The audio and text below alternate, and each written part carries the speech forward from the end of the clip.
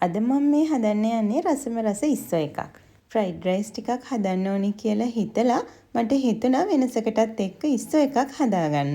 ඉතින් ඒ හදපු ඉස්සෝ එක තමයි මේ. මුලින්ම තෙල් ටික රත් වෙනකොට සෝදගනිපු ඉස්සෝ ටික තමයි මම මේ ටිකක් ෆ්‍රයි කරගන්නේ. ලුණු එහෙම දාලා තමයි මම මේ ඉස්සෝ එකට තිබුණේ. ඉතින් එහෙම තිබුණු ඉස්සෝ එක මේ ගානට ෆ්‍රයි වෙගෙන එනකොට ඔන්න මම පෑන් එකෙන් අයින් කරගන්නවා. මේ ඉස්සෝ එක හදන්න පොතු තියෙන ඉස්සෝ තිබුණා නම් තමයි හොඳ. ඉතින් පොතු තියෙන ඉස්සෝ තිබුණේ නැති නිසා මම මේ ඉස්සෝ තමයි අරගෙන ආවේ. ඉස්සෝ ෆ්‍රයි කරගනිපු තෙල් ටිකටම ඉඟුරු සුදු ලුණු ඒ වගේම අබ ටිකක් මම එකතු කරගත්තා. ඉස්සෝ ෆ්‍රයි කරලා තෙල් ඉතුරු වුණේ නැත්නම් ඔයාලට මේකට තෙල් ටිකක් තව එකතු කරගන්න පුළුවන්.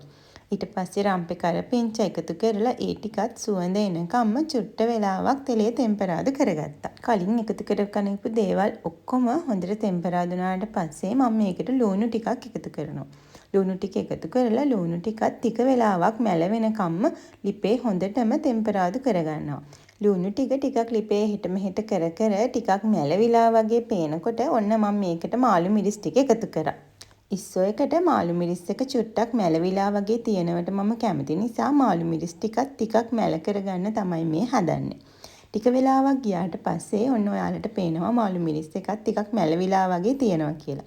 මේ වෙලාවේදී තමයි මම මේකට බැදගනිපු ඉස්සෝ ටික එකතු කළේ. ඉස්සෝ එකට ලුණු දාලා බැදගනිපු නිසා මම මේ වෙලාවේදී කෑලි මිරිස් ටිකක් විතරයි මුලින් එකතු කළේ.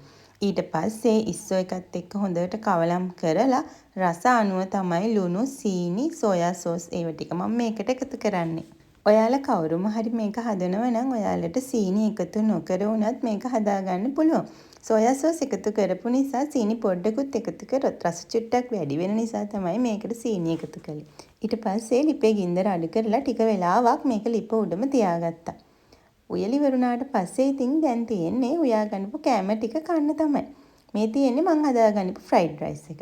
ෆ්‍රයිඩ් රයිස් එක මුලින් බෙදාගෙන ඊට පස්සේ මම බෙදාගත්තේ ඔයාලත් එක්ක එකතු වෙලා හදපු ඉස්සෝ එක. ඊළඟට ඉතින් සුපුරුදු පරිප්පු ටිකකුත් මම මේකට බෙදාගත්තා. පපඩම් ටිකකුත් ප්ලේට් එකේ කොනකින් තියාගත්තට පස්සේ මගේ බත් එක හරි. එහෙනම් අදට ගිහින් එන්න. හැමදාම වගේ සතුටින් පරිස්සමින් ඉන්න.